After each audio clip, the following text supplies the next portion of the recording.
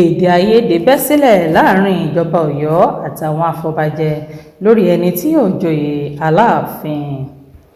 Èdè àìyedè ti bẹ́ sílẹ̀ báyìí lórí ọ̀rọ̀ ọba jíjẹ nípínlẹ̀ Ọ̀yọ́, èyí tí kò ṣẹ̀yìn yíyan Aláàfin tuntun. Tí ẹ kò bá gbàgbé, ọjọ́ 22 oṣù kẹrin ọdún 2021 ni Aláàfin ọba Lámídì Adéyẹmí wàjà tí wọn kò sì tí ì yan ọba míì lẹ́yìn ètò ìsìnkú rẹ̀. Láti ìgbà náà wá ni awuyewuye ti ń wáyé lórí ẹni tí ipò Aláàfin kàn.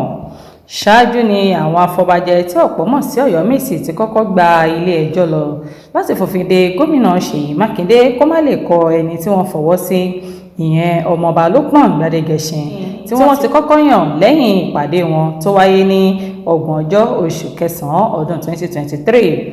Ilé ẹjọ́ tí àwọn Ọ̀yọ́mèsì gbà lọ yìí ti fa họ́wùhọ́wù láàrin wọn àti gómìnà Mákindé, àmọ́ lẹ́nu lọ́ọ́lọ́ yìí ni ìròyìn gbòde pé ìjọba Ọ̀yọ́ ti bẹ̀rẹ̀ ìgbésẹ̀ tuntun láti yan ọmọ oyè láti lè rí i dájú pé ẹni tí oyè ọba náà tọ́ sí ló gorí ìtẹ́.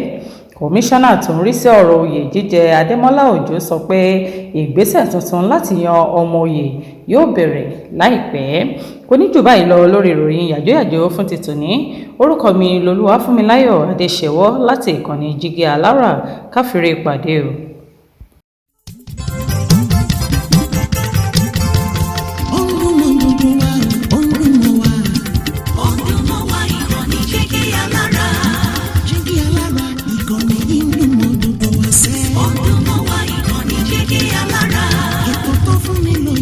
Ètò tó wà ní lọ́yẹ̀ wà ń bẹ̀. Ọdún mọ́ wá ìkànnì Jígí Alára. Ìròyìn lóríṣiríṣi tàbí mọ́ bó ṣe ń lọ láwùjọ.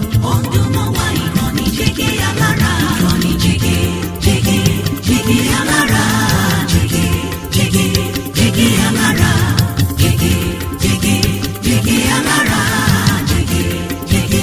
Jígí Alára. Ìkànnì Jígí Alára 24 bàbá gbogbo.